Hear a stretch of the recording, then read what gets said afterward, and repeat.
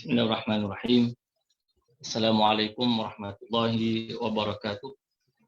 Tuan-tuan dan puan yang dirahmati Allah, kita mulakan majlis kita pada pagi ini dengan kitab Al-Fatihah. A'udzu billahi minasyaitonir rajim. Bismillahirrahmanirrahim. Alhamdulillahi rabbil alamin. Arrahmanir rahim. Maliki yaumiddin. Iyyaka na'budu wa iyyaka nasta'in. Ihdinas siratal mustaqim. Siratal ladzina an'amta 'alaihim ghairil maghdubi 'alaihim waladdallin. Amin. Tuan-tuan dan puan yang dirahmati Allah, syukur kita dapat bersama lagi pada pagi ini dalam kuliah tafsir surah At-Taubah ayat 27 hingga ayat 31, yang mana dalam surah ini menceritakan tentang beberapa perkara. Yang pertama iaitu orang musyrik itu najis. Yang kedua, pembohongan Yahudi dan Nasrani atas nama Allah. Dan yang ketiga, kejahatan ulama su' dari kalangan ahli kitab. Ya, jadi tiga-tiga perkara ini kita lihat ada tak pada kehidupan kita, dan hendaklah kita jadikan dia sebagai pengajaran untuk kita jauhkan, untuk kita tidak amalkan. Jadi inilah tiga perkara yang Allah pesan dalam ayat yang kita akan baca sebentar lagi. Dan untuk perkara yang pertama, kita pergi kepada analisa hukum tajwid ayat 27 hingga 31 surah Al-Baqarah. Jadi ahlan wa sahlan kepada semua yang sedang berada dalam majlis ini, Hajah Nuraini, Hajah Jamilah, Hajah Zabidah dan sebagainya lah. Jadi kita pergi kepada bahagian yang pertama, iaitu surah At-Taubah ayat 27 hingga ayat 31 surah At-Taubah. Jadi kita pergi kepada yang pertama, iaitu menganalisa hukum tajwid. Jadi tuan-tuan, kita tengok dekat sini, min ba'di, bila kita sebut hukum tajwid ni, saya nak ulang sekali lagi, iaitu tiga perkara asas dalam kita membaca Al-Quran yang kita selalu jumpa dalam talaqi ataupun yang selalu kita jumpa dalam tilawah, iaitu tiga hukum yang utama. Iaitu yang pertama, hukum nun mati dan tanwin, hukum nun mati dan tanwin. Yang kedua, hukum mim mati, dan yang ketiga, hukum mad wal qasar. Hukum nun mati dan tanwin, ingat hukum nun mati dan tanwin dia ada 5. Yang pertama, izhar. Macam mana nak kenal izhar? Ingat formula ni, al-hin kha'ahu, al-hin kha'ahu, al iaitu hamzah dan ghain, al-hin kha'ahu. Ada huruf ha di situ dan ada huruf he. Jadi kalau nun mati bertemu dengan al-hin kha'ahu, maka namanya izhar. Kalau nun mati dan tanwin bertemu dengan menuai, namanya idgham ma'al ghunnah. Kalau nun mati dan tanwin bertemu dengan lari, lam, ra, namanya idgham bila ghunnah. Nun mati bertemu dengan ba, namanya iqlab. Nun mati bertemu dengan, ingat ni formula ni panjang sikit. Satu jaza, saddaka, fasiqa, datazin, syadzin. Satu jaza, saddaka, fasiqa, datazin, syadzin. Jadi kalau nun mati bertemu dengan satu jaza, saddaka, fasiq, datazin, syaddin, namanya ikhfa hakiki. Namanya ikhfa hakiki. Jadi tuan-tuan yang dirahmati Allah, saya bukalah kepada sidang pendengar semua untuk memberikan jawapan. Apakah hukum bagi nun mati bertemu dengan ba seperti mana yang berada dalam bulatan tersebut? Silakan tuan-tuan, nun mati bertemu dengan nun mati bertemu dengan ba. Nun mati bertemu dengan ba. Silakan tuan-tuan, nun mati bertemu dengan ba. Apakah nama hukum bagi nun mati bertemu dengan ba? Nun mati bertemu dengan ba. Kalau kita tengok dekat sini, nun mati bertemu dengan ba. Jadi ada yang jawab iqlab. Hajah Sanariah kata iqlab. Kak Yum kata iqlab. Hajah Nuraini kata iqlab. Betul Jadi nun mati bertemu ba namanya iqlab. Cara bacaan iqlab macam mana? Iaitu bunyi nun ditukarkan kepada bunyi mim. Sebab tu namanya iqlab. Iqlab tu maksudnya pertukaran. Pertukaran ya. Pembalikan. Macam-macam lah dia punya terjemahan dia. Jadi dia menukarkan bunyi nun mati. Bunyi nun ditukarkan kepada bunyi mim. Jadi kalau kita bunyikan min, akhirnya bila iqlab dia jadi mim. Min kepada mim. Min kepada mim. Ya, mim. Kemudian kita dengungkan dua harakat. Thumma yatubullahu min ba'di dhalik. Ada yang kata, boleh tak kalau kita rapatkan bibir ataupun kita renggangkan bibir, mana satu cara bacaan yang betul? Jadi sebenarnya dua-dua cara bacaan tersebut benar. Kedua-dua cara bacaan tersebut betul. Ada ulama tajwid kata tutup rapat. Ada ulama tajwid kata renggangkan sedikit ataupun kita panggil sebagai furjah. Maka nak tutup rapat pun boleh, nak buka sedikit pun boleh. Kalau buka sedikit bunyinya thumma yatubullahu min ba'di dzalik min ba'di dzalik. Begitu ya tuan-tuan.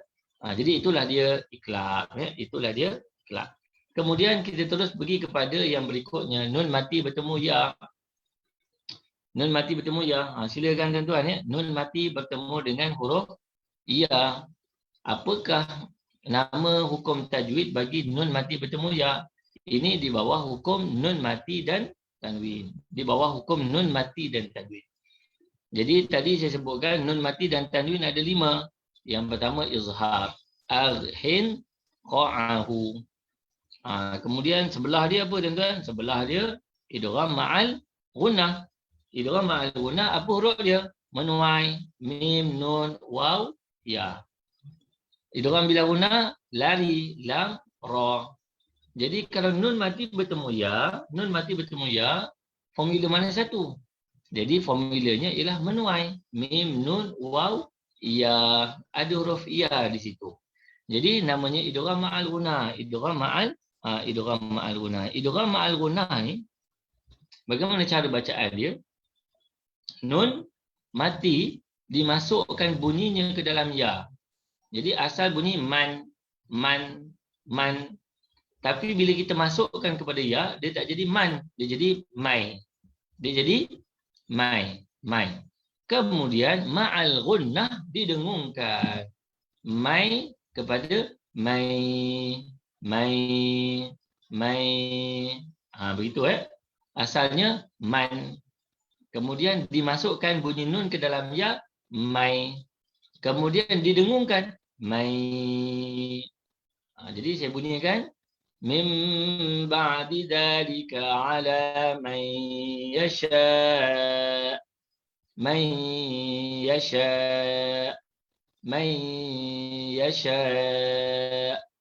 Begitu. Itu namanya idgham ma'al gunnah. Tahniah kepada yang menjawab dengan begitu cemerlang sekali, laju jawapan diberikan. Masya-Allah tuan-tuan.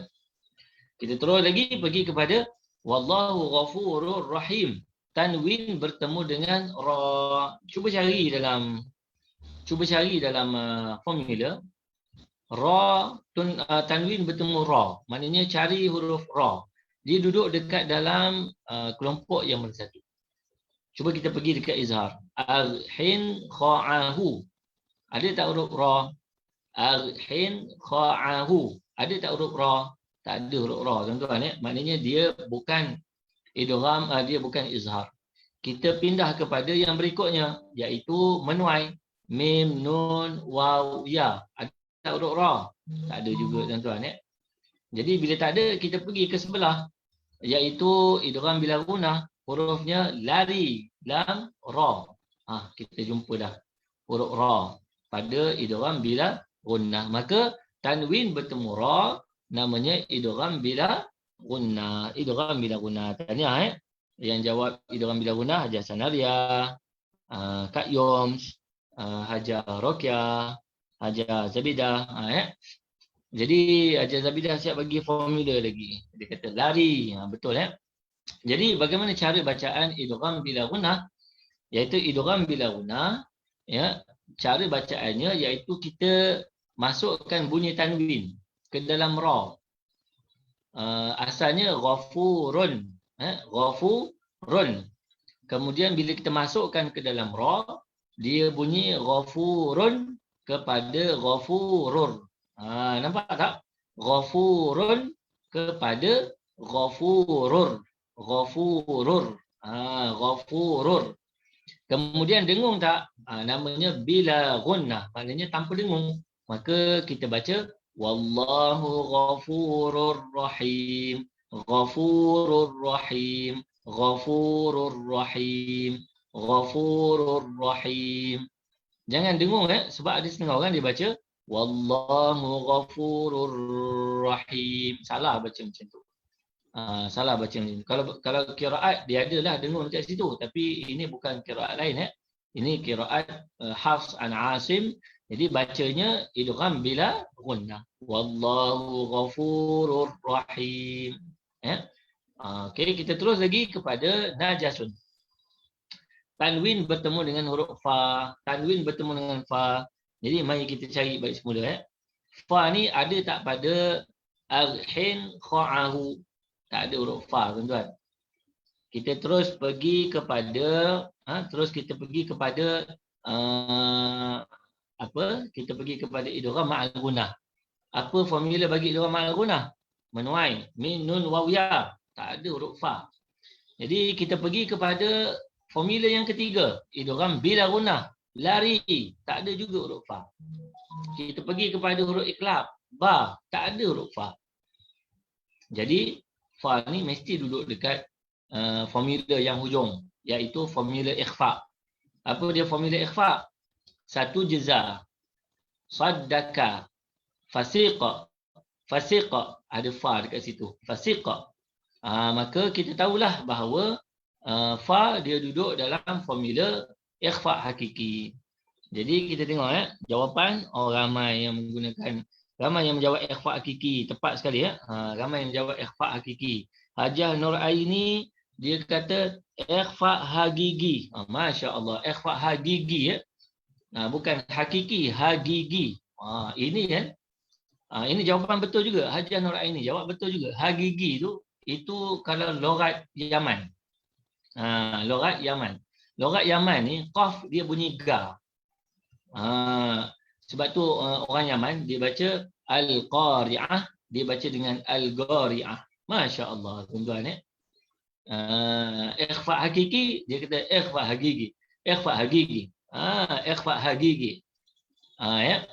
Jadi yang betulnya ikhfa hakiki. Bagi lahjah biasa ikhfa hakiki.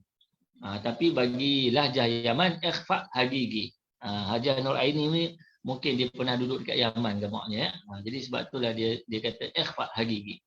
Jadi memang betul jawapannya ikhfa hakiki. Cara bacaannya iaitu tanwin.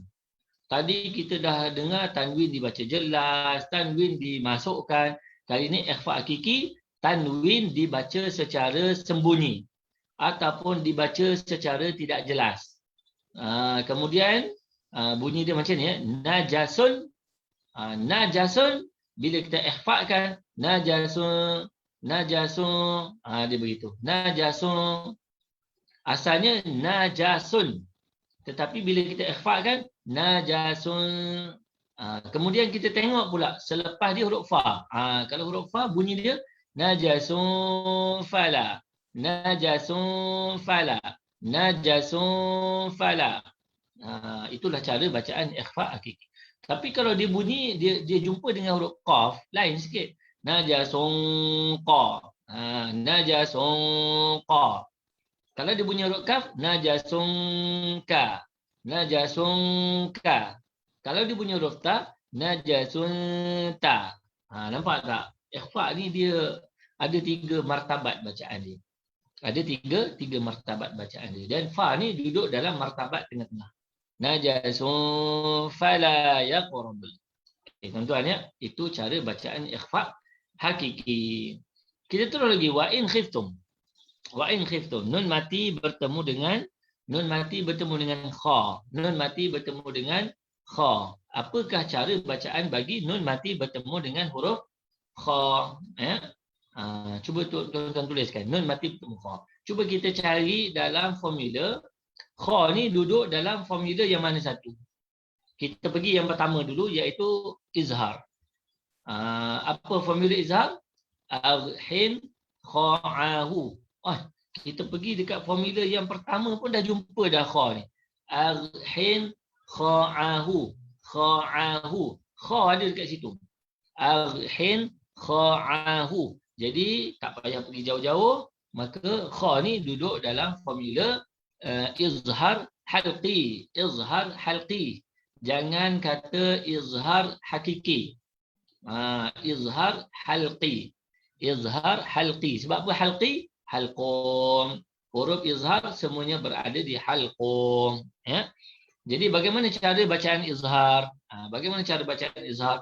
Nun mati dibaca dengan jelas. Wa in. Wa in. Wa in. Jangan baca wa in. Salah. Wa in khiftum. Wa in khiftum. Wa in khiftum. Wa in khiftum ailatan. Wa in khiftum ailatan. Wa in khiftum ailatan. Tanya Tanya Hajar Ruqyah, Hajar Aziza, Hajar Zabidah, Hajar Sanaria, Hajar Wandayang dan juga Hajar Nur Aini semuanya jawab dengan betul. Namanya ikhfa, namanya izhar halqi. Tanya Jadi kita pergi kepada yang berikutnya iaitu ya ayyuha. Ya ayyuha ni dalam bab mat. Dalam bab mat. Dalam bab mat ni, ya, dalam bab mat ni dia ada 13. Dia ada 4 kali 3. Dia ada 12 nama mat. Dia ada 12 nama mat. 12 nama mat. Ya ayyuha ni kita tengok ya. Dia kita analisa dulu. Yang pertama ya, ada huruf mat dekat situ. Dekat mana mat dia? Ya alif Ya alif. Tapi ya alif tu telah ditukarkan daripada alif besar kepada alif kecil. Jadi alif kecil tu dah huruf mat dia. Alif kecil, huruf mat bertemu dengan hamzah, Saya nak tanya tuan-tuan. Dia ni bertemu dengan hamzah ni dalam satu perkataan ke dalam dua patah perkataan? Dalam satu patah perkataan ke atau dalam dua patah perkataan?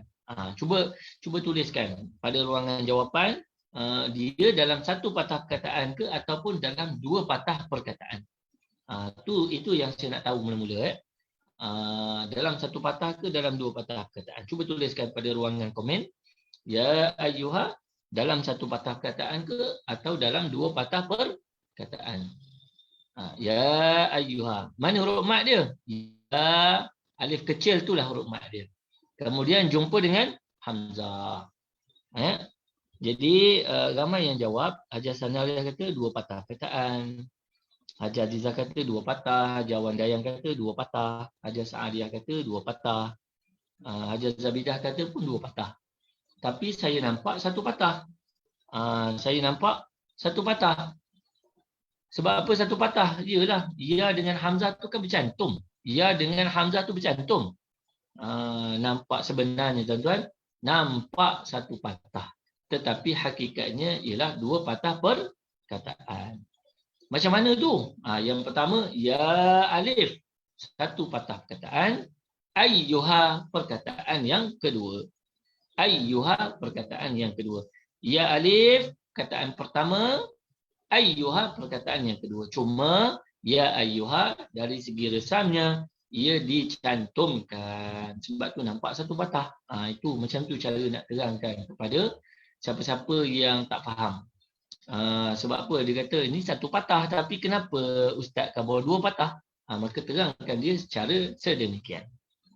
Ya alif patah perkataan yang pertama, ayyuha perkataan yang kedua. Sebab itulah bagi tuan-tuan yang menjawab dengan mad munfasil hukmi, maksudnya dia tahulah bahawa mad munfasil hukmi adalah merupakan nama lain bagi mad jaiz munfasil. Ya.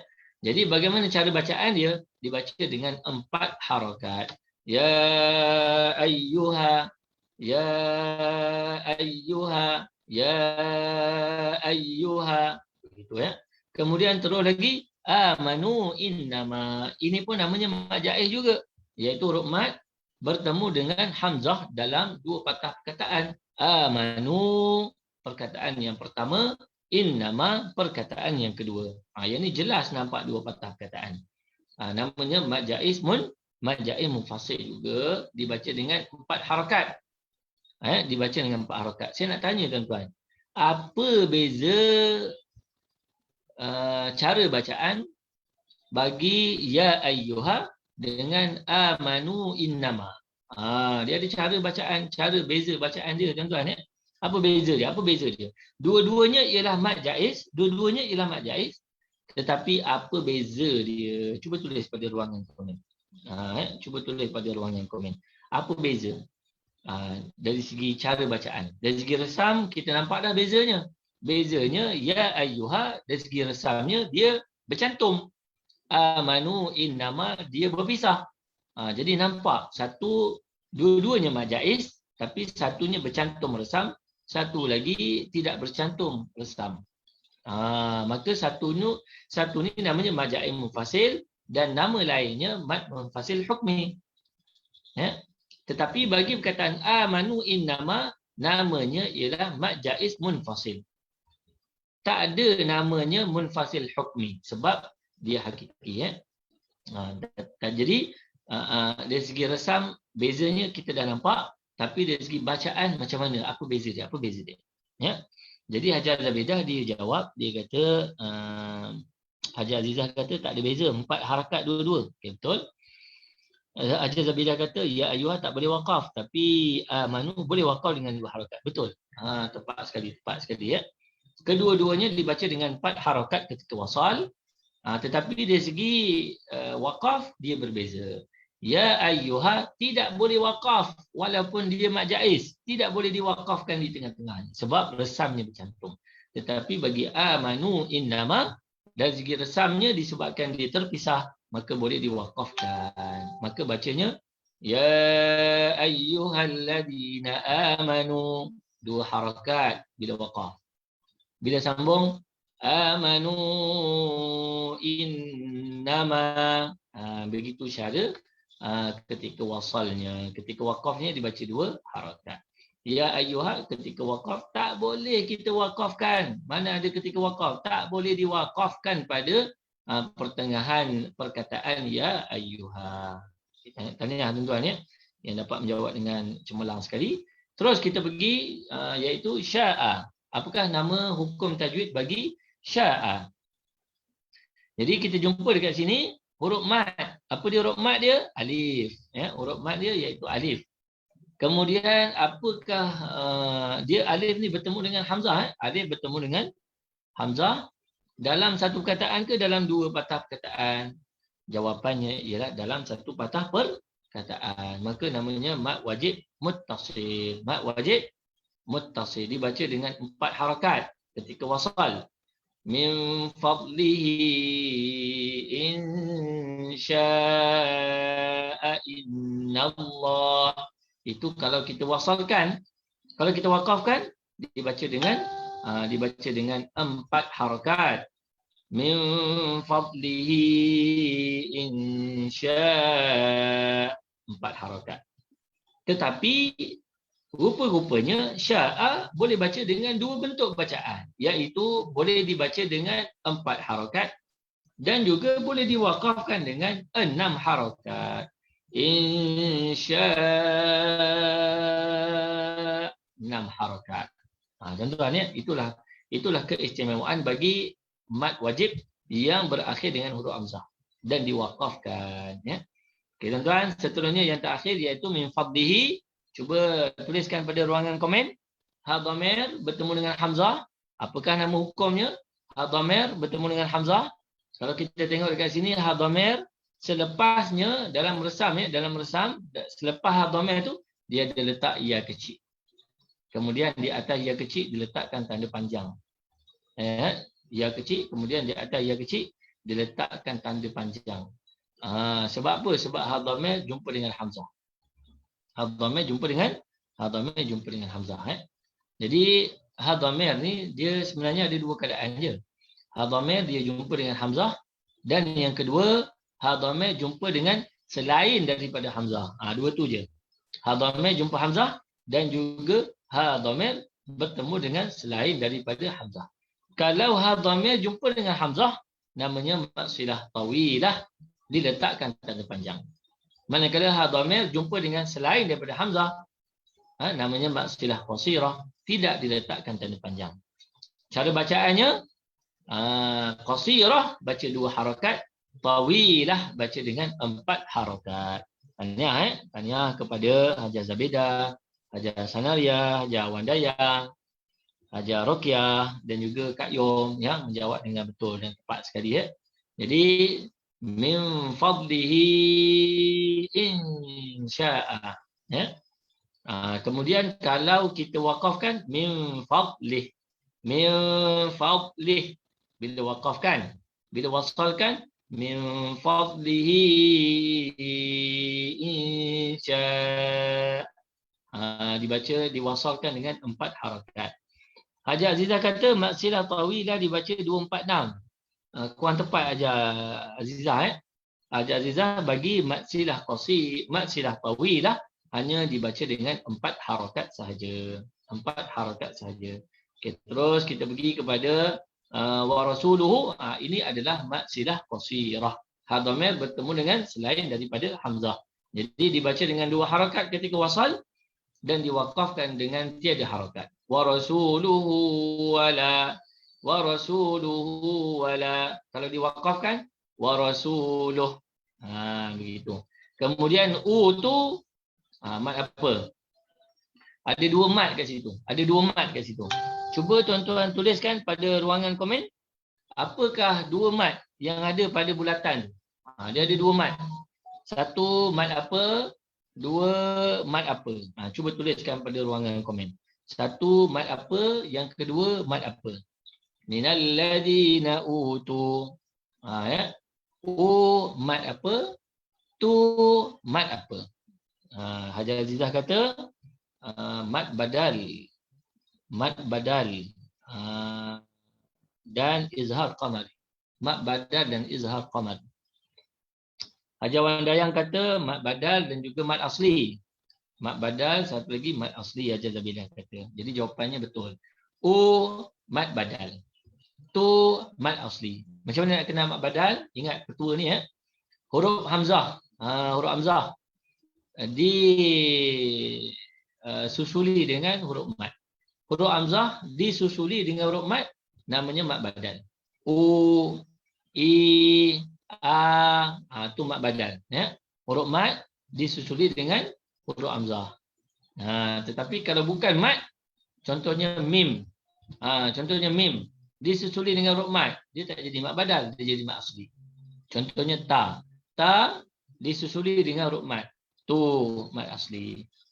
Mad badal, tu mad asli. Tuan-tuan tanya. Kemudian di sini minggu lepas kita dah jumpa dah ini minggu lepas kita dah jumpa, minggu ni kita jumpa lagi. Ingat tak? Apakah nama hukum bagi Uzairun ibnullah? Uzairun ibnullah. Siapa tahu? Uzairun ibnullah. Apakah cara bacaan bagi, apakah nama hukum bagi Uzairun? Hajar Zabidah kata iltiqa sakinain. Iltiqa sakinain ataupun nun iwaq. Ada lagi tak nama lain? Iltiqa sakinain, nun iwaq. Hajar Sanaria kata iltiqa sakinain, pertemuan 2 huruf yang mati. Betul. Betul. Ada lagi nama lain? Saya beritahu nama lain dia. Ada yang sebutkan sebagai nun wiqayah. Nun wiqayah. Bukan nun riqayah, tetapi nun wiqayah. Nun wiqayah. Nun wiqayah. Bukan ittiqa. Iltiqa. Il. Iltiqa. Tiqa tu qaf alif qaf qa koma. Qa koma. Iltiqa. Iltiqa. Begitu Jadi dekat sini nun wiqayah betul. Iltiqa sakinain pun betul. Nun iwad pun betul. Bagaimana cara bacaannya? Uzairun. Tu nun yang pertama mati. Huruf yang pertama mati ialah nun. Uzairun. Mana datang pula nun tu Ustaz? Jawapan dia ialah tanwin tu sebenarnya nun mati.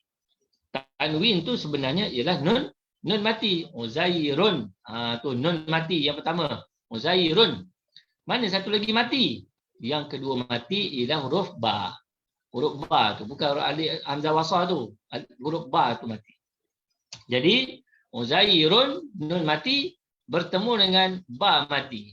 Jadi kalau bertemu dua yang mati tak boleh nak baca tuan-tuan, tak boleh nak baca. Jadi dari segi kaedahnya ialah kita membariskan dengan baris kasrah bagi huruf yang pertama mati. Apa huruf yang pertama mati? Huruf nun. Uzairun, nun mati. Jadi kita bariskan kasrah kepada huruf yang pertama mati. Maka Uzairun kepada Uzairuni. Uzairuni. Uzairuni. Uzairuni tambah ba Uzairunib. Uzairunib. Uzairunib. Wa qalatil yahudu Uzairun ibnullah. Uzairun ibnullah. Uzairun ibnullah. Itulah cara bacaan nun wiqayah ataupun iltiqa sakinain ataupun nun iwad. Semua nama tu betul tuan-tuan ya. Okay, sekarang kita pergi kepada yang berikutnya. Ini kita nak baca dengan abnu ke ubnu ke ibnu. Nak baca dengan apa tuan-tuan? Abnu ke ibnu ke ubnu. Cuba tulis pada ruangan komen. Wa qalatin nasaral masih, di waqaf ni dekat situ. Kemudian dia tak nak ulang, dia sambung terus. Jadi nak baca abnu ke ibnu ke ubnu. Dan soalan susulannya ialah kenapa baca dengan baris sedemikian? Kenapa baca dengan baris sedemikian? Hajar Zabidah kata baca dengan ibnu. Hajar Sanariah kata baca dengan ibnu. Kak Yum kata baca dengan ubnu sebab tengok pada huruf yang ketiga. Hajar Rokiah kata baca dengan ubnu. Mungkin sebabnya tengok pada baris yang ketiga. Hajar Zabidah kata perkataan yang dibulatkan adalah merupakan 7 perkataan yang terkecuali. 7 perkataan yang kecuali. Jadi apa jawapan yang betul dalam jawapan-jawapan yang banyak tadi? Jawapan yang betul ialah dibaca dengan ibnu. Dibaca dengan ibnu. Sebab apa baca dengan ibnu? Sebab ibnu ialah kata nama ataupun isim.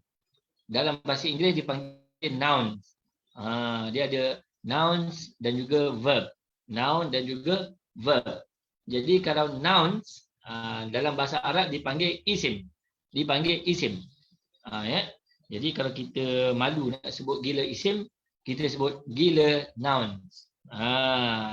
Gurau je tuan-tuan ya. Jangan ikutlah. Jadi ibnu, kenapa kita baca dengan ibnu? Sebab dia adalah termasuk dalam 7 perkataan yang dikecualikan. Apa dia 7 perkataan tersebut?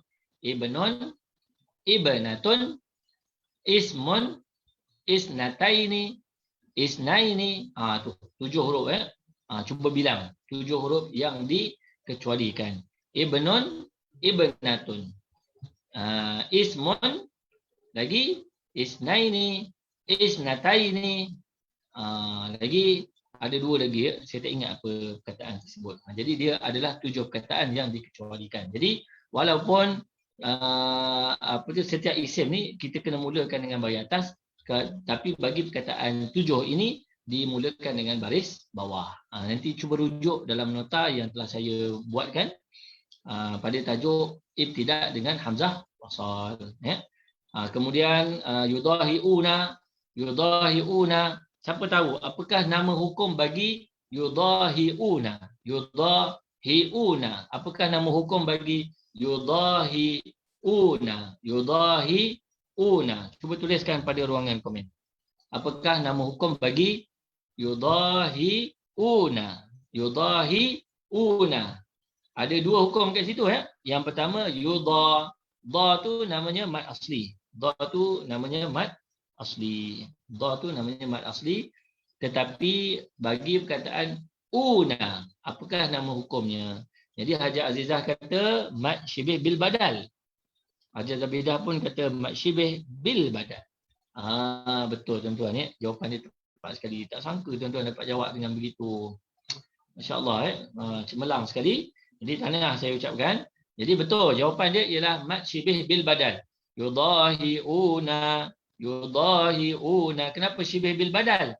Ingat tadi ya, hamzah yang diikuti dengan huruf mad. Hamzah yang diikuti dengan huruf mad. Jadi una hamzah kemudian diikuti dengan huruf mad. Cuma dia berlaku di hujung perkataan, di hujung perkataan. Maka bila berlaku di hujung perkataan, dia panggil mad syibih bil badal.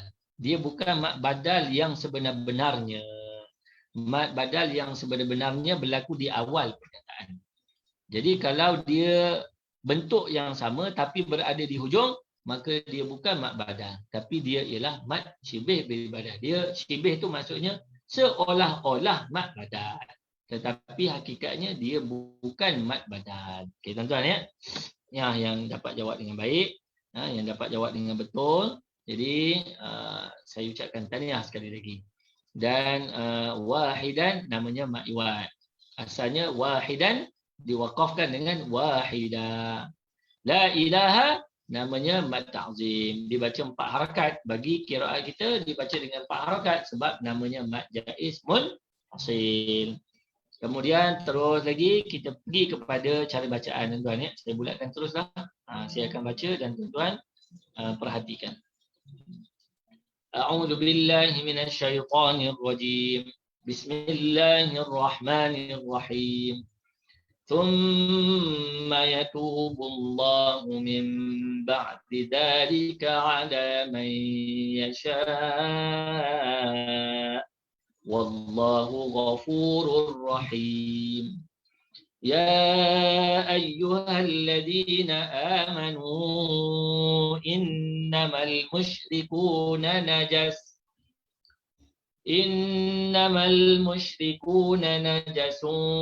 فلا يقربوا المسجد الحرام بعد عامهم هذا وإن خفتم عيلة فسوف يغنيكم الله من فضله إن شاء إن الله عليم حكيم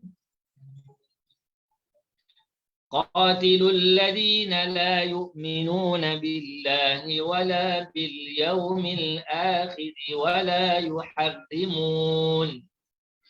ولا يحرمون ما حرم الله ورسوله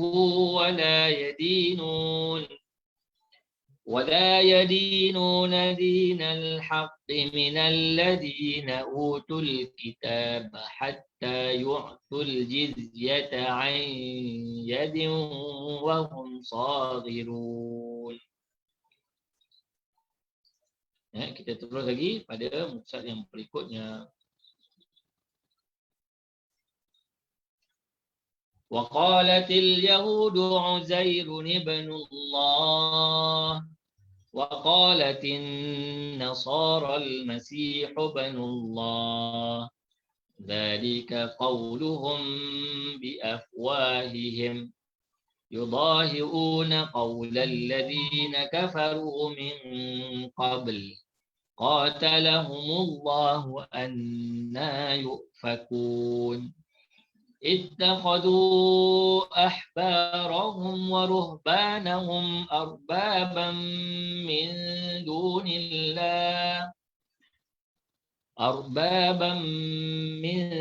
دون الله والمسيح ابن مريم وما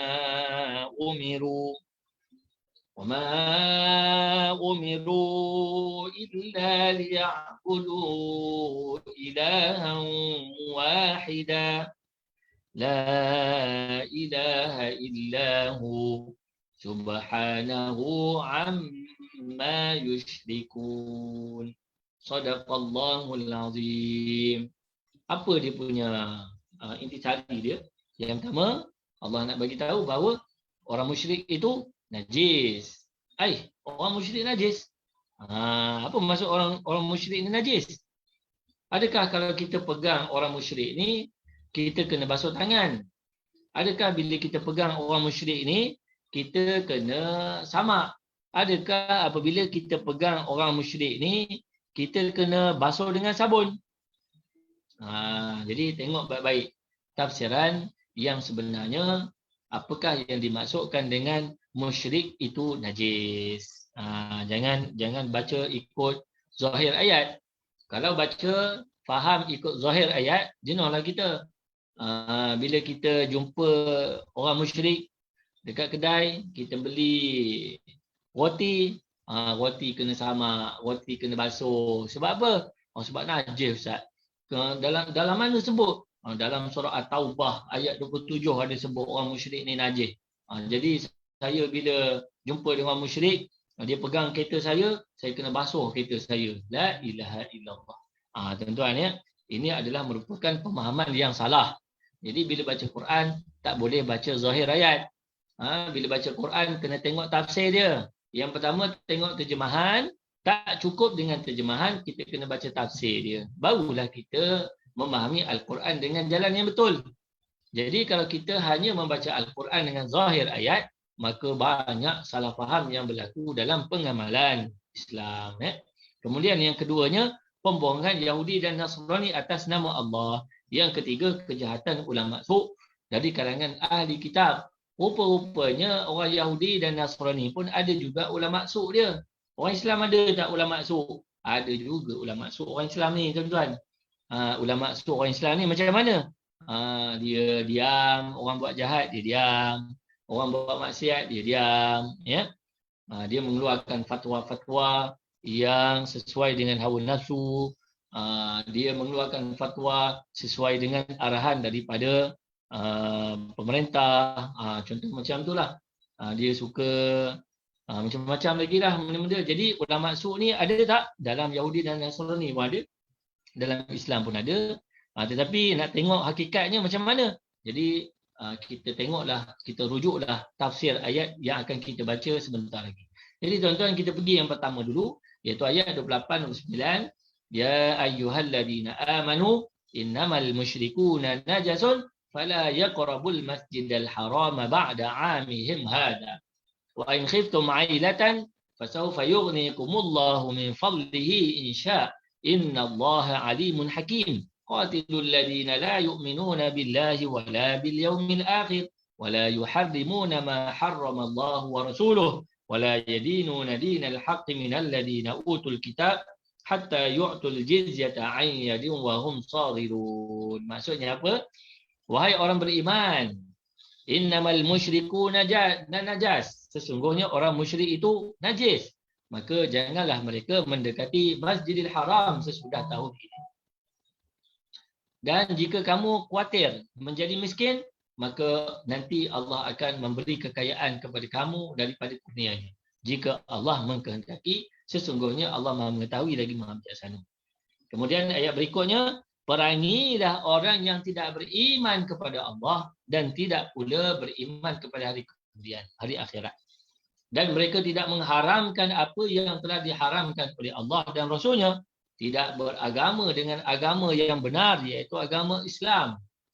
Iaitu orang-orang yang diberikan kitab kepada mereka sampai mereka membayar jizyah dengan penuh, dengan patuh. Sedangkan mereka dalam keadaan tunduk. Jadi ini adalah merupakan satu penjelasan oleh Allah Subhanahu Wa Taala kepada kita tentang status orang musyrik. Apa status orang musyrik ni? Allah merintahkan kepada hamba-Nya beriman yang memiliki kesucian lahir dan batin untuk mengusir orang musyrik yang najis secara batin daripada Masjidil Haram dan tidak mendekatinya setelah turun ayat ini, di mana ayat ini diturunkan pada tahun ke-9.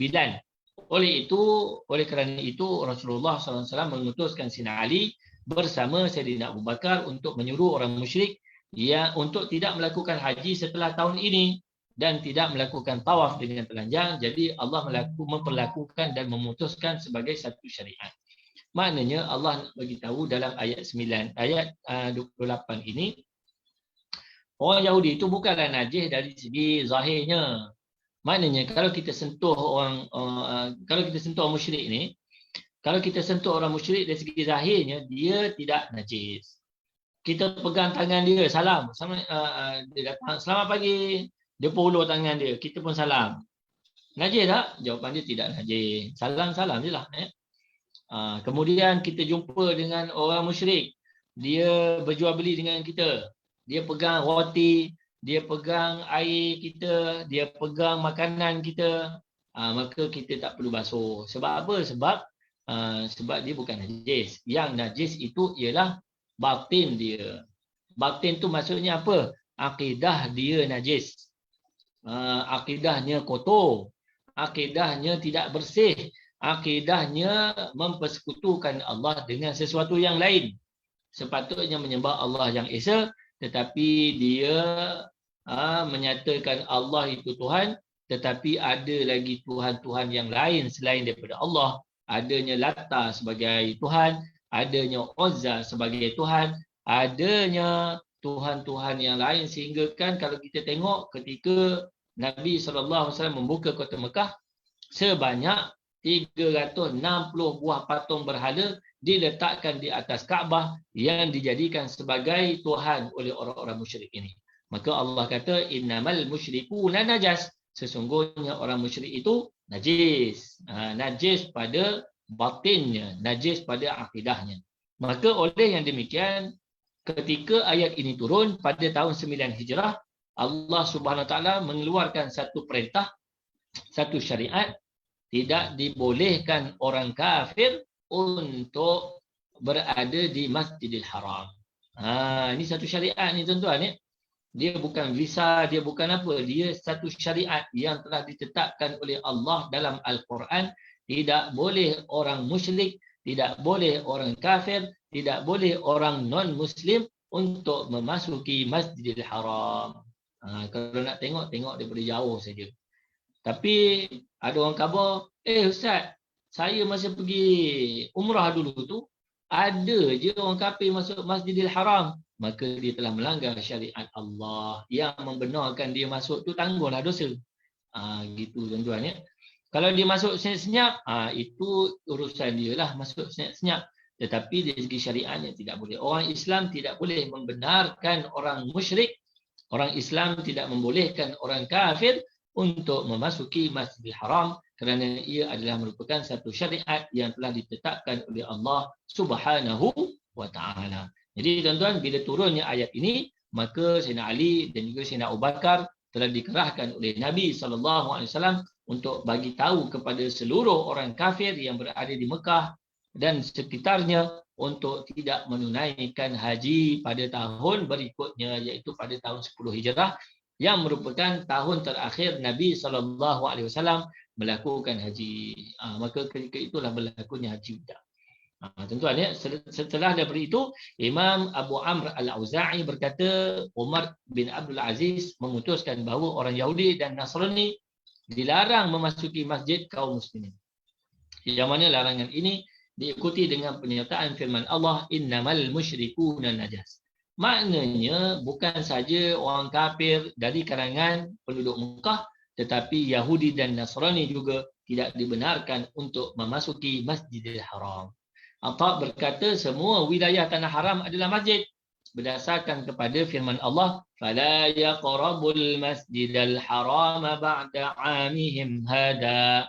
Janganlah mereka mendekati Masjidil Haram setelah tahun ini. Ayat ini juga menunjukkan bahawa orang musyrik itu najis. Seperti yang tersebut dalam hadis sahih, orang beriman itu tidak najis. Adapun berkaitan dengan apakah badan orang musyrik itu najis, maka jumhur ulama berpendapat bahawa badan dan juga zat mereka tidak najis. Kerana Allah SWT membolehkan kaum muslimin memakan makanan orang-orang ahli kitab. Jelas tuan-tuan ya. Orang musyrik dia cuma najis pada batinnya, pada akidahnya, tetapi tidak najis pada badannya. Maka kalau kita sentuh orang kafir, kalau kita sentuh orang musyrik, maka tidak perlulah kita membasuh tangan kita kerana mereka itu tidaklah najis pada zahirnya, tetapi najis pada batinnya.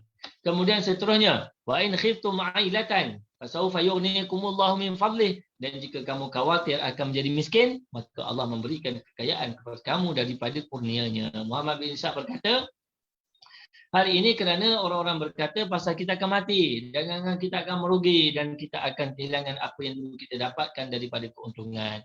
Kenapa kenyataan ini keluar? Kerana disebabkan oleh orang kafir, orang Yahudi, orang Nasrani. Bila dah tak boleh nak memasuki Masjidil Haram, tidak boleh mendekati Masjidil Haram, tak boleh masuk wilayah Masjidil Haram, maka peniaga-peniaga yang berada di sekitar Masjidil Haram takut, bimbang akan mengalami kerugian kerana tidak ada lagi pembeli dari kalangan kaum musyrikin, tidak ada lagi pembeli dari kalangan Yahudi dan Nasrani, maka mereka bimbang akan rugi.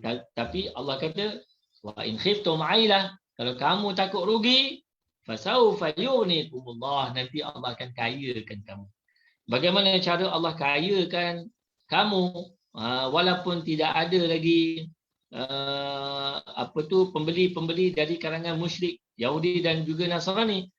Ayat berikutnya Allah jelaskan, jika kamu khawatir miskin, nanti Allah akan memberikan kekayaan kepada kamu daripada kurnia-Nya. Sesungguhnya Allah Maha mengetahui lagi Maha bijaksana. Perangilah orang yang tidak beriman kepada Allah. Ini cara dia.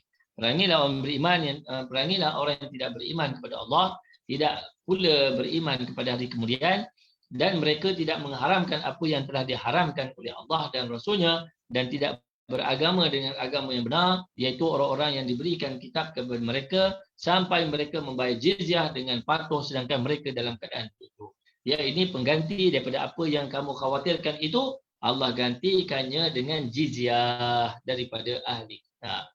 Ingat tuan-tuan ya, dalam Islam ni, Islam dia tidak memulakan peperangan, tetapi Islam ini mempertahankan diri daripada diserang oleh orang-orang kafir, musuh-musuh Allah Subhanahu wa taala. Jadi dalam ayat ini bagaimana Allah gantikan kerugian yang dialami oleh orang-orang Islam disebabkan tidak ada lagi kemasukan orang musyrik Yahudi dan Nasrani ke Masjidil Haram, maka Allah gantikannya dengan jizyah yang begitu banyak, ya, yang diperolehi daripada kafir zimmi, daripada ahli kitab dan juga orang-orang musyrik. Maka bila dia tunduk kepada Islam, ya, Islam berada di dalam pemerintahannya, maka Islam mewajibkan orang Islam bayar zakat, manakala bagi orang musyrik, bagi orang kafir, mereka diwajibkan membayar jizyah. Diwajibkan membayar jizyah. Jadi daripada jizyah itulah Allah Subhanahu Wa Taala mengkayakan orang beriman. Kemudian Allah kata, innallaha alimun, sesungguhnya Allah Maha mengetahui, iaitu terhadap apa yang bermanfaat bagimu, hakimun, lagi Maha bijaksana, iaitu dalam memberikan perintah dan larangan. Kerana Allah adalah zat yang maha sempurna tindakannya, Maha adil dalam penciptaan dan titahnya. Oleh kerana itu Allah menggantikan semua pendapatan itu dengan harta jizyah yang diambil daripada ahli zimmah, penduduk non-Muslim yang tinggal di negara Islam. Jadi tuan-tuan, ya, kalau rugi pun dekat dunia, Allah akan ganti yang lebih baik di akhirat nanti.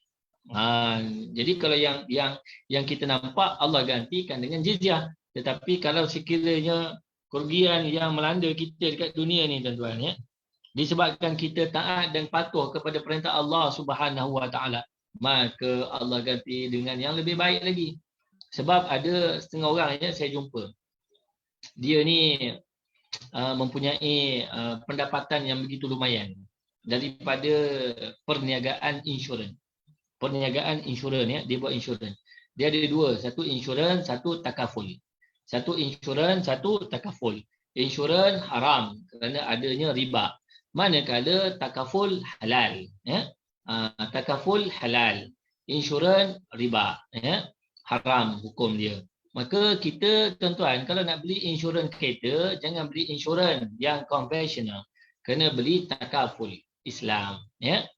Banyaklah takaful ni, Maybank pun ada, takaful Islam pun ada, takaful ikhlas pun ada, macam-macam lagi lah syarikat takaful yang telah mengubah daripada konvensional kepada Islam.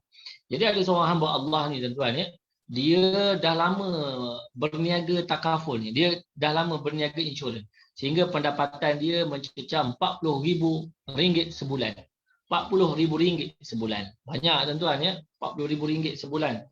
Jadi perniagaan insurans itu bila dia belajar, bila dia belajar kitab fiqh, rupa-rupanya haram. Bila haram tu tuan-tuan, terus dia berhenti daripada melakukan perniagaan insurans. Berhenti dia serta-merta. Masya Allah tuan-tuan. Ya. Kita kalau RM40,000 ni, fikir 10 kali juga tuan-tuan ya. Mana nak cari penggantinya RM40,000 ni.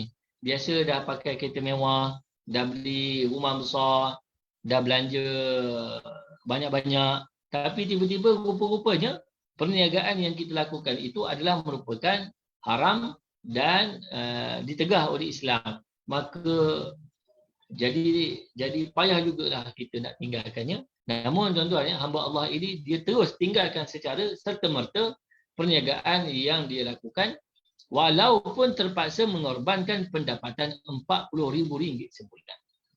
Ini yang Allah kata, wa in khiftum 'ailatan fasawfa yughnikumullahu min fadlih. Dan kalau kamu takutkan kerugian, maka Allah akan ganti, Allah akan kayakan kamu dengan kurniaannya. Kalau macam kita tengok zahirnya dekat dunia, macam tak dapat apa-apa.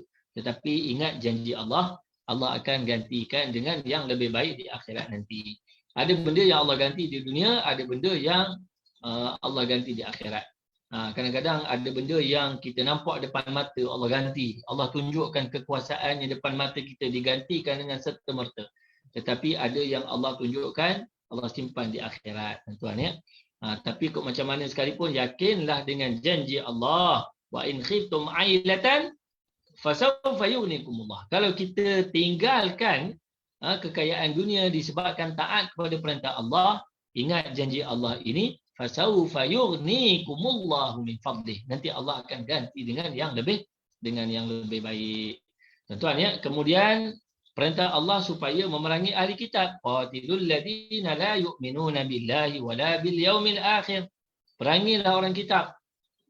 Kenapa Allah suruh perangi orang kitab ini? Yang pertama, la yu'minuna billahi wal yaumil akhir, kerana mereka tidak beriman kepada Allah dan hari kiamat. Yang kedua, wala yuharrimuna ma harramallah, kerana mereka ini tidak mengharamkan apa yang diharamkan oleh Allah. Wala yadinuna dinal haq, dan mereka tidak beragama dengan agama yang betul.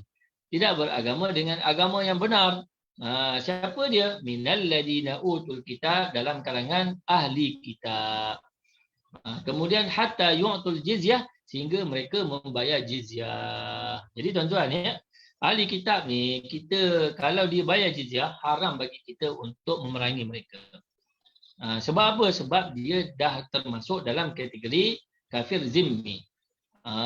Sebab itulah bila dalam Islam ya, ada 3 pilihan. Yang pertama perang, yang kedua masuk Islam, yang ketiga bayar jizyah. Kalau perang-peranglah tuan-tuan ya. Tetapi bila dia masuk Islam, segala kekayaan dia itu selamat untuk dia. Kita haram kita ambil, haram kita rampas, haram kita curi. Ya.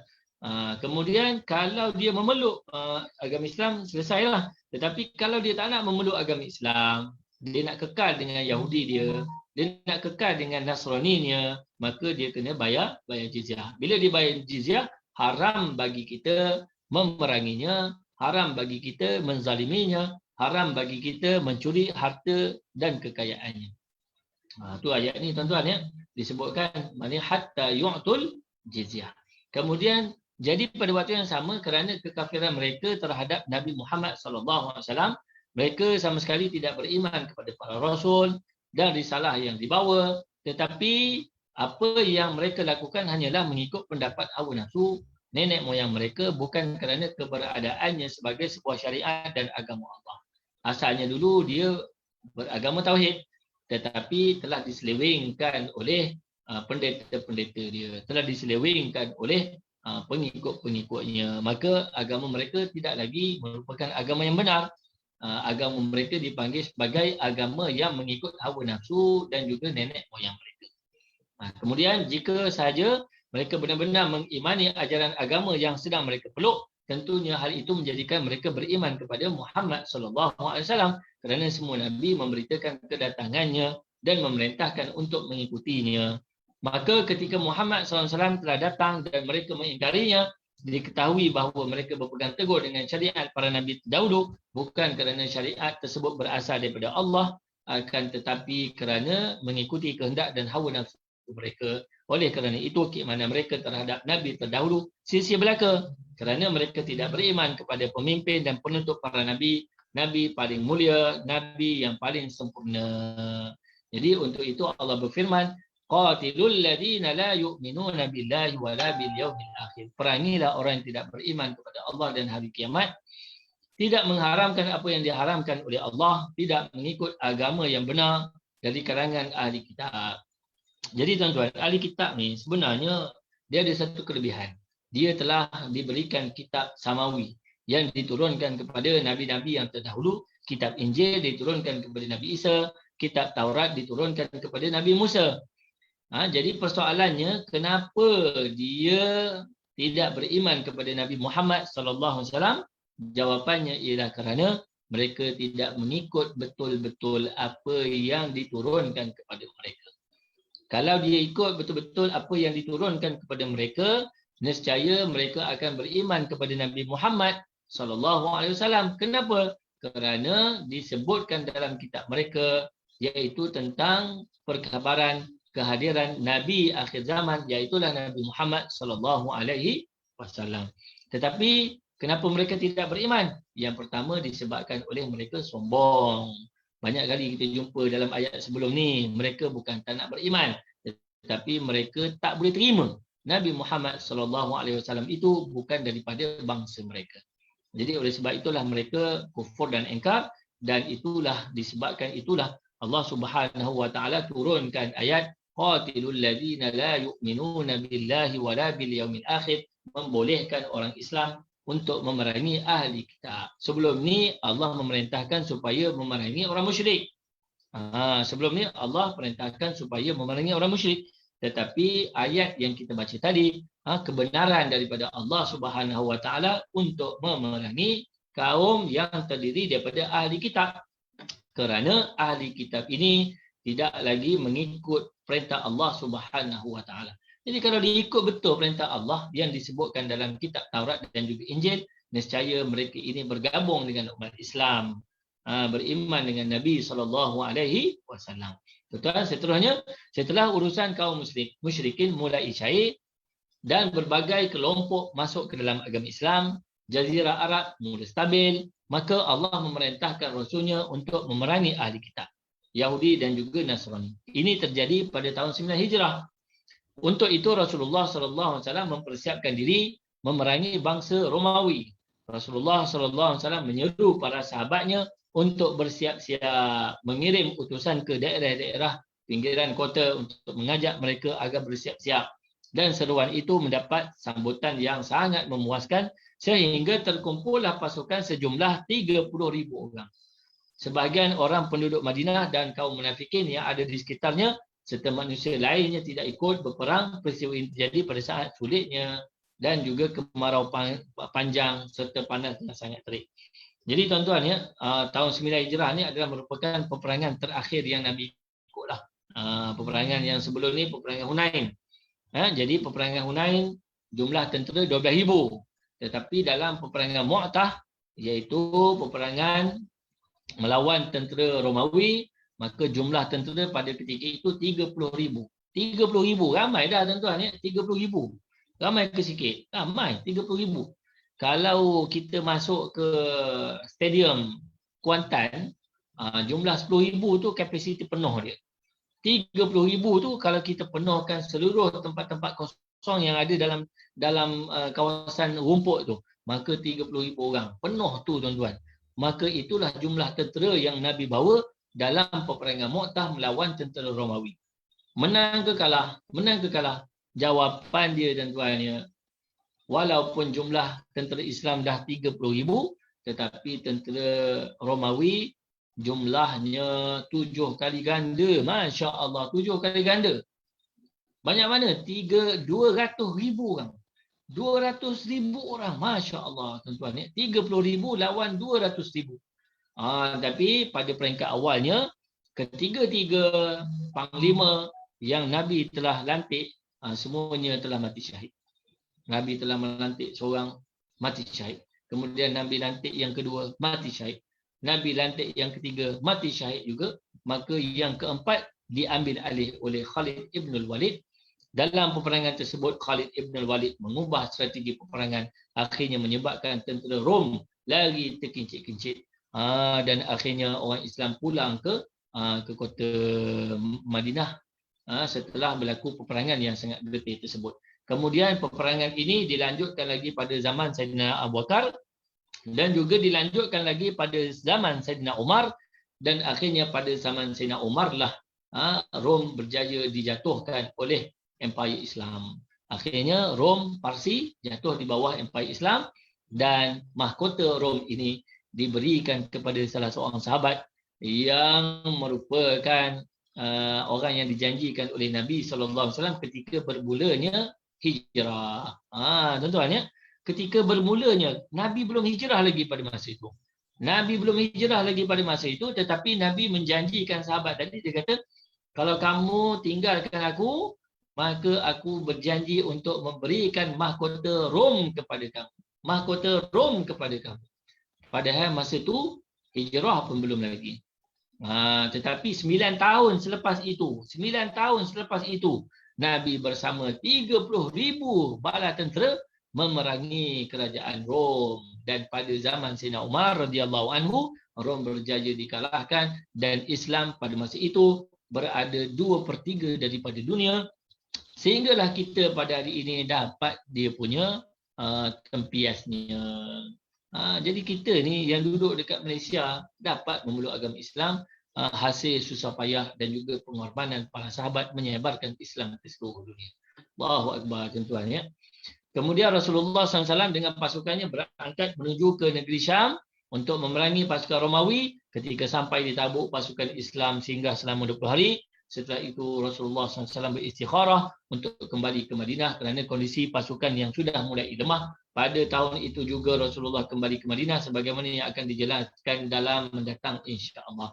Ayat ini dijadikan dalil oleh orang yang berpendapat bahawa jizyah itu tidak dipungut kecuali daripada ahli kitab dan semisalnya, seperti orang-orang Majusi, sebagaimana yang dijelaskan dalam hadis bahawasanya Rasulullah SAW memungut jizyah daripada orang Majusi Hajar. Pendapat ini dianut oleh Imam Syafi'i dan juga Imam Ahmad dan dalam riwayatnya yang masyhur. Sedangkan Imam Abu Hanifah berpendapat bahawa jizyah dipungut dari semua non-Muslim yang bukan Arab kecuali daripada orang-orang ahli kitab. Sementara Imam Malik berpendapat diperbolehkan memungut jizyah dari semua orang kafir, ahli kitab, Majusi, penyembah berhala dan sebagainya. Pendapat perbandingan dan pemaparan dalil-dalil yang menjadi sandaran pendapat ini tidak kami bahas di sini, wallahu a'lam. Jadi tuan-tuan ya, akhirnya jizyah itu dipungut dari semua, tak kiralah daripada ahli kitab, daripada orang musyrik, daripada orang kafir, daripada Majusi, penyembah berhala dan sebagainya. Kemudian akhirnya hatta yu'tul jizyah, sehingga mereka menyerahkan jizyah, iaitu manakala mereka yang tidak mahu memeluk agama Islam, iaitu an-yadin, dengan patuh, yakni dengan ketundukan dan kekalahan bagi mereka, wahum saghirun, sedang mereka dalam keadaan tunduk, yakni hina dan juga rendah. Oleh kerana itu tidak diperbolehkan memberi wibawa kepada orang-orang ahli zimmah di atas kaum muslimin, kerana mereka harus dalam keadaan merasa kecil dan terhina, seperti yang dijelaskan dalam Sahih Muslim. Abu Hurairah radhiyallahu anhu berkata, Nabi SAW bersabda, la tabda'ul yahuda wan nasara bisalam wa idza laqitum ahadahum fi tariqin fadtarruhum ila adyaqih, iaitu jangan kamu memulai mengucap salam kepada orang Yahudi dan Nasrani. Jika kamu menjumpai seorang daripada mereka di satu jalan, maka desaklah mereka ke tempat yang paling sempit. Oleh kerana itulah Amirul Mukminin Umar ibn Khattab radhiyallahu anhu memberikan syarat-syarat yang mana riwayat ini sudah masyhur dalam upaya membuat mereka merasa kecil, rendah dan rasa terhina.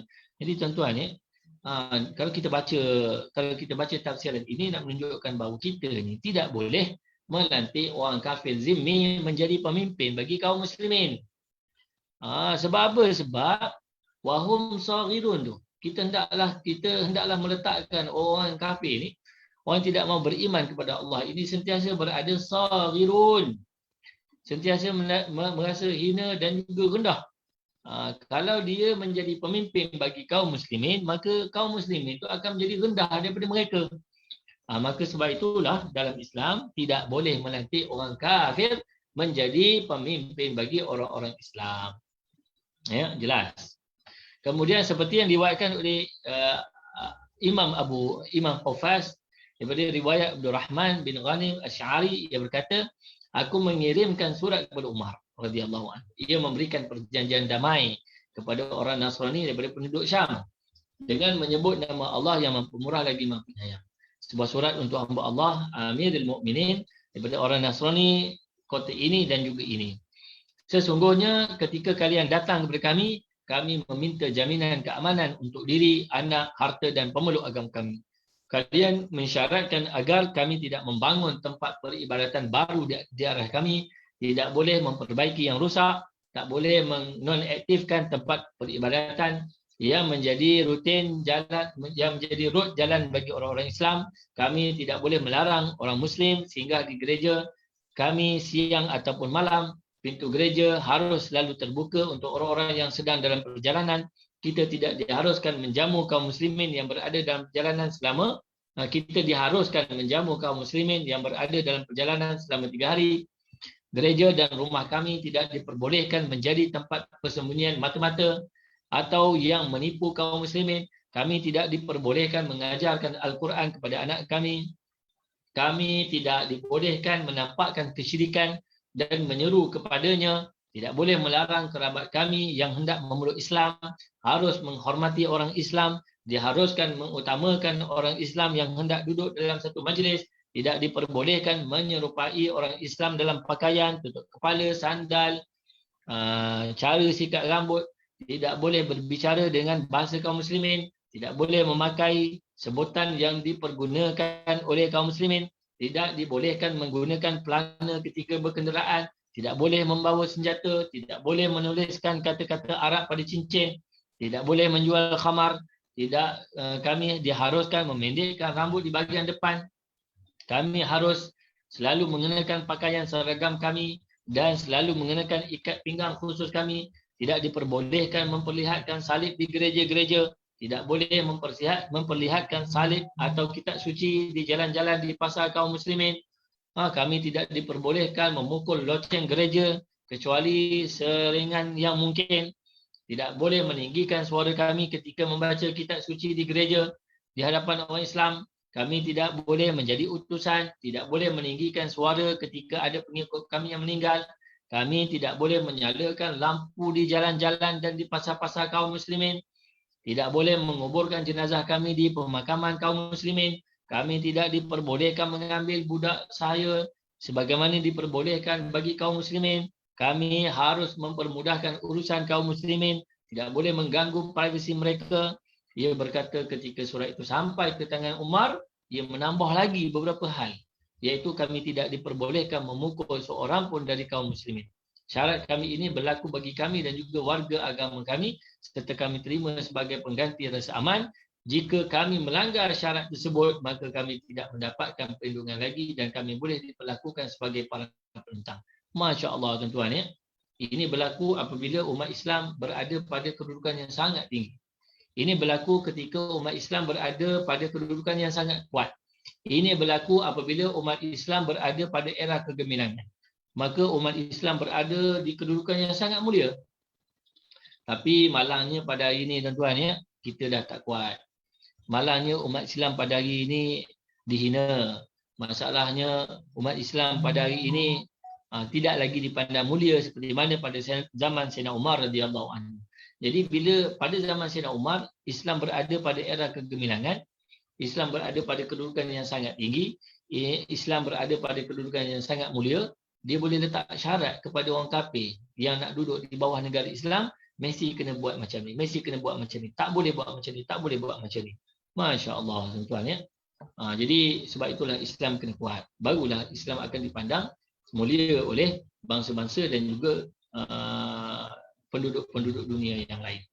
Seterusnya, ayat terakhir kita pada pagi ini, iaitu ayat 30 hingga 31 surah At-Taubah, iaitu waqalatil yahudu Uzairun ibnullah wa qalatin nasara al-masih ibnullah dzalika qauluhum bi afwahihim yudahi'una qaulal ladzina kafaru min qabl qatalahumullahu anna yufakun ittakhadhu ahbarahum wa rubbanahum arbaban min dunillahi wal masih ibn maryam wa ma umiru illa liya'budu ilahan wahida la ilaha illahu subhanahu amma yusyrikun. Yang bermaksud orang Yahudi berkata Uzair itu putera Allah. Orang-orang Nasrani berkata Masih itu putera Allah, iaitu Nabi Isa. Demikian itulah ucapan mereka dengan mulut mereka. Mereka meniru perkataan orang-orang kafir terdahulu, dilaknat Allah terhadap mereka, bagaimana mereka sampai berpaling. Mereka menjadikan orang-orang alimnya dan juga rahib-rahib mereka sebagai Rab-Rab selain daripada Allah, dan juga mereka menjadikan Rab Al-Masih putera Maryam, padahal mereka hanya disuruh menyembah ilah yang Maha Esa. Tidak ada Tuhan yang berhak diibadah selain daripada Dia, Maha Suci Allah, daripada apa yang mereka persekutukan. Allahu Akbar. Ini tuan-tuan ya. Satu lagi kesesatan yang dilakukan oleh orang Yahudi dan Nasrani. Satu lagi kesesatan yang dilakukan oleh orang Yahudi dan Nasrani. Apakah kesesatan yang dilakukan oleh orang Yahudi dan Nasrani? Iaitu mereka mengatakan bahawa Uzair itu anak Allah. Orang Nasrani pula mereka mengatakan bahawa Al-Masih Nabi Isa itu adalah merupakan anak Allah. Allahu Akbar. Macam mana mereka boleh berpandangan sedemikian? Kalau kita tengok kenapa dia melantik mengangkat Nabi Uzair itu sebagai putera Allah? Kalau kita baca dalam surah Al-Baqarah, ya, dalam surah Al-Baqarah ada disebutkan tentang kisah Nabi Uzair. Apa dia? Kisah Nabi Uzair ketika Nabi Uzair itu melalui Baitul Maqdis, ya. Ketika Nabi Uzair melalui Baitul Maqdis, pada ketika itu Nabi Uzair melihat Baitul Maqdis telah hancur binasa, penduduk-penduduknya telah dibunuh oleh seorang raja yang dipanggil sebagai Bukhtanasar. Dipanggil sebagai Bukhtanasar. Jadi ketika Nabi Uzair melihat Baitul Maqdis telah hancur binasa, penduduk-penduduknya telah mati, maka Nabi Uzair pun berkata bagaimana Allah menghidupkan kembali kampung yang telah hancur binasa ini. Bagaimana Allah menghidupkan kembali kampung yang telah hancur binasa ini.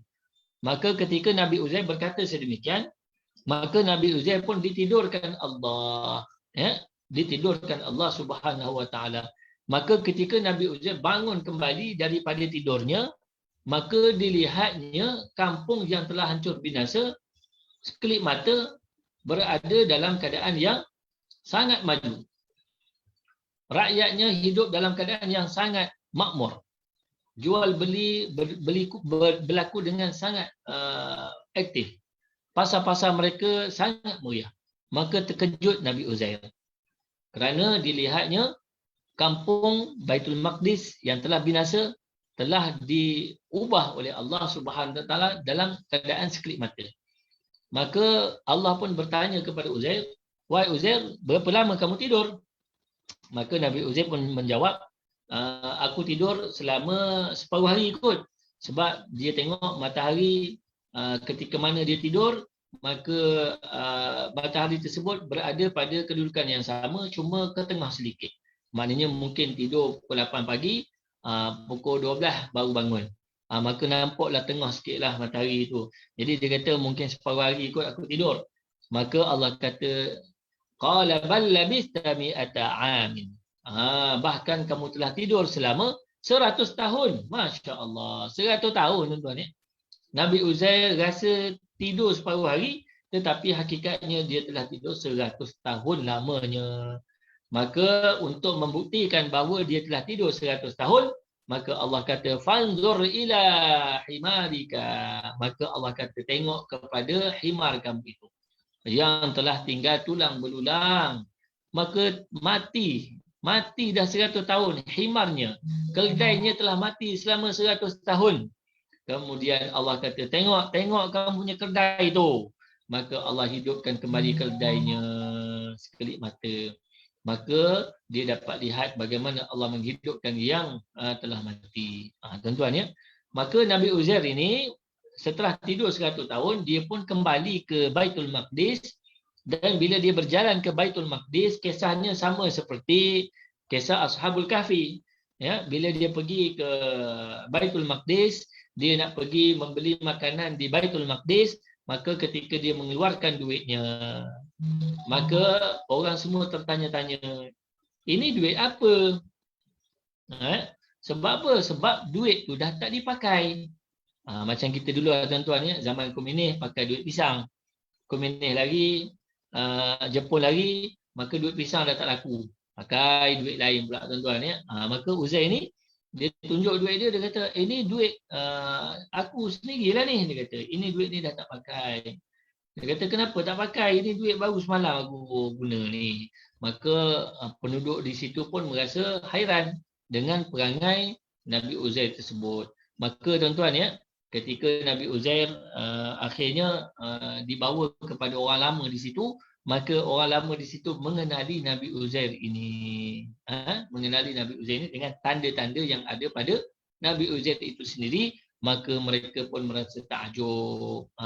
Maka mereka merasa takjub dan sebahagian daripada Yahudi ini mengangkat Nabi Uzair ini sebagai anak Allah. Allahu Akbar. Allah nak tunjukkan kuasa dia, tetapi yang berlaku sebaliknya, mereka malah mensyirikkan Allah dengan keajaiban dan juga kekuasaan yang ditunjukkan oleh Allah Subhanahu Wa Taala. Begitu juga dengan Al-Masih putera Maryam.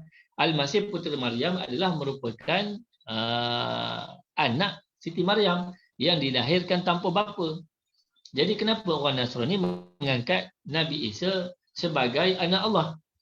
Jadi kerana satu je alasannya, kerana Nabi Isa itu dilahirkan tanpa bapa. Mereka percaya bahawa Nabi Isa itu dilahirkan tanpa bapa. Maka oleh sebab itulah mereka merasa takjub, mereka merasa kagum dengan kekuasaan tersebut, maka mereka telah tersilap sehingga mengangkat Nabi Isa itu sebagai anak Allah. Ya, sebagai anak Allah. Jadi sebenarnya kalaulah alasan itu sahaja yang diberikan sehingga mengangkat Nabi Isa sebagai anak Allah, maka yang paling layak menjadi anak Allah siapa dia tuan-tuan? Yang paling layak menjadi anak Allah itu ialah Nabi Adam. Kerana Nabi Adam itu bukan sahaja tidak ada bapa, bahkan tidak ada ibu. Sebab alasan dia mengangkat Nabi Isa itu sebagai anak Tuhan disebabkan oleh dia tidak berbapa. Maka Nabi Adam itu lebih layak lagi kerana Nabi Adam itu bukan sahaja tidak ada bapa, bahkan tidak ada ibu. Maka tuan-tuan, itulah kesesatan yang dilakukan oleh orang-orang Nasrani yang mengangkat Nabi Isa sebagai anak Allah. Jadi kita tengok tafsiran dia tuan-tuan. Ini adalah dorongan daripada Allah terhadap orang beriman untuk memerangi orang kafir dan juga Yahudi dan Nasrani. Kerana ucapan mereka yang kurang hajar, di mana mereka telah berbohong atas nama Allah. Orang Yahudi mengatakan Uzair anak Allah, Maha Suci Allah daripada dusta tersebut. Sementara itu kesesatan orang Nasrani sangat jelas kerana itulah Allah SWT mendustakan dua kelompok ini. Allah berfirman, dzalika qauluhum bi afwahihim, itu adalah merupakan ucapan mereka dengan lisan mereka, iaitu tidak ada landasan bagi ucapan mereka itu selain kebohongan dan juga perselisihan mereka.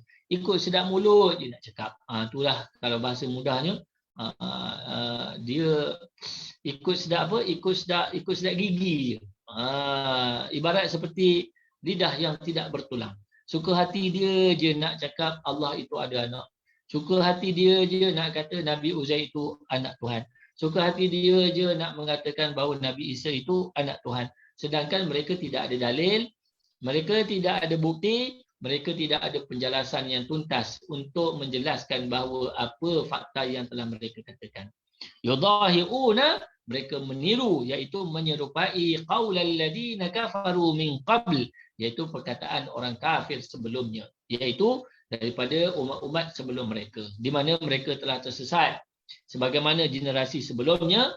Maka oleh sebab itulah Allah mengeluarkan arahan qatalahumullah, dilaknat Allah ke atas mereka itu. Ibnu Abbas berkata Allah melaknat mereka, anna yufakun, sebagaimana mereka sampai berpaling, iaitu bagaimana mereka ingkar daripada kebenaran dan juga berpaling kepada kebatilan. Jadi tuan-tuan, kita tengok pada ayat ini, orang Yahudi dan Nasrani ini semuanya dinisbahkan kepada semua mereka ini.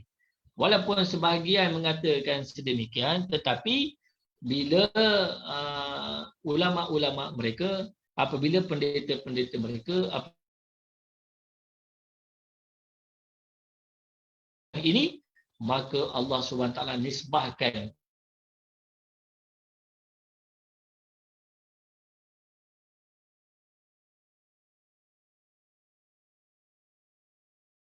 jadikan orang alim dan juga para rahib sebagai Rabb selain daripada Allah. Begitu juga dengan Al-Masih bin Maryam. Imam Ahmad, At-Tirmizi dan juga Ibnu Jarir meriwayatkan daripada beberapa jalur daripada Adi bin Hatim bahawa sampai kepadanya dakwah Rasulullah SAW, ia lari ke negeri Syam, di mana pada zaman jahiliah ia telah masuk ke dalam agama Nasrani.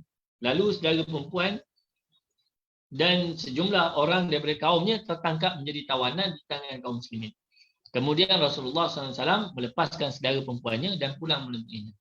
Lalu perempuan tersebut memberikan dorongan agar Adi memeluk agama Islam dan datang kepada Rasulullah SAW. Lalu Adi pun datang ke Madinah. Pada saat itu Adi adalah merupakan ketua suku Taif. Ayahnya adalah Hatim bin Taif, yang Hatim bin Atha yang terkenal dengan sikap dermawannya. Ketika ia datang ke Madinah, semua orang membicarakan tentang Hadi ini tadi. Ia menjumpai Rasulullah SAW dengan memakai kalung salib yang terbuat daripada perak. Saat itu Rasulullah pun membaca, ittakhadhu ahbarahum wa ruhbanahum arbaban min dunillah. Mereka telah menjadikan orang alim dan juga para rahib sebagai Rabb selain daripada Allah. Ia berkisah, maka aku berkata, maka tidak beribadah kepadanya. Maka Rasulullah SAW pun mengatakan, ya, kamu memang tidak menyembah dia. Tetapi para rahib itu mengharamkan apa yang halal, menghalalkan apa yang haram. Lalu kamu mengikutnya. Maka itulah bentuk ibadah kepada mereka. Rasulullah SAW pun bersabda, wahai Adi, apa yang kau katakan? Apakah engkau merasa terganggu jika diucapkan Allahu Akbar? Apakah engkau mengetahui bahawa ada sesuatu yang lebih besar daripada Allah yang dapat memberikan mudarat kepada kamu? Apakah engkau merasa terganggu jika diucapkan tiada Tuhan yang disembah melainkan Allah? Apakah engkau mengetahui ada Tuhan selain daripada Allah? Kemudian Rasulullah mengajaknya masuk Islam. Lalu ia pun masuk Islam dan menyaksikan kesaksian yang benar. Ia berkata, aku benar-benar melihat wajahnya ceria berseri. Kemudian ia berkata, sesungguhnya orang Yahudi itu dimurkai kerana mereka itu enggan mengikut kebenaran. Manakala orang Nasrani itu dikenali sebagai orang yang sesat kerana mereka itu terpesong daripada ajaran yang sebenar. Demikian juga dikatakan oleh Uzaifah bin Yaman, Abdullah bin Abbas dan lain-lain menafsirkan ittakhadhu ahbarahum wa ruhbanahum arbaban min dunillah. Mereka telah menjadikan orang-orang alimnya dan juga para rahib sebagai Rabb selain daripada Tuhan. Sesungguhnya mereka mengikut para rahib mereka atas apa yang mereka halalkan dan apa yang mereka haramkan. Tuan-tuan ya, dia sebenarnya mengambil jadi Tuhan ni tak semestinya sembah, sujud, kan, sembah, sujud dan sebagainya. Itu dah memang jelas mereka menyembah selain daripada Allah Subhanahu Wa Taala. Tetapi dalam ayat ini Allah bagi tahu selain daripada sujud, selain daripada menyembah, satu lagi cara yang menyebabkan dia melakukan syirik kepada Allah ialah dengan mengikut bulat-bulat apa yang dilakukan oleh pendeta-pendeta dia. Iaitu pendeta dia kata halal sedangkan Allah kata haram. Pendeta dia kata haram sedangkan Allah kata halal. Itu juga adalah merupakan perbuatan syirik yang dilaknat oleh Allah Subhanahu Wa Taala. Itu juga dinamakan sebagai ittakhadhu ahbarahum wa ruhbanahum arbaba. Mereka menjadikan pendeta dia dan juga orang alimnya sebagai Tuhan selain daripada Allah. Tuan-tuan ya. Jadi kalau kita pun macam itulah tuan-tuan ya. Kita kata kita tak sembah setan. Kita tak sembah iblis. Kita tak sembah orang kafir. Tetapi kalau kita buat apa yang mereka suruhkan yang bertentangan dengan Allah Subhanahu wa taala, maka itu juga dalam erti kata ittakhadhu ahbarahum wa ruhbanahum arbaba. Sudi berkata mereka minta nasihat dari pemimpin mereka dan berpaling daripada kitab Allah. Oleh kerana itu Allah berfirman wa ma umiru illa liya'budu ilahan wahida. Mereka tidak diperintahkan melainkan beribadah kepada Allah yang satu. Iaitu yang jika mengharamkan sesuatu maka itulah haram. Tak boleh ikut dia punya rahib mereka. Tidak boleh ikut pendeta mereka. Kena ikut apa? Kena ikut apa yang diperintahkan oleh Allah Subhanahu wa taala. Jadi apa yang dihalalkan maka itulah yang kita kata halal. Apa yang diharamkan itu yang kita kata haramkan. Apa yang disyariatkan maka itulah yang kita kena ikut. Tak boleh mengikut apa yang diperintahkan oleh pendeta dan juga orang alim yang bertentangan dengan perintah Allah Subhanahu wa taala.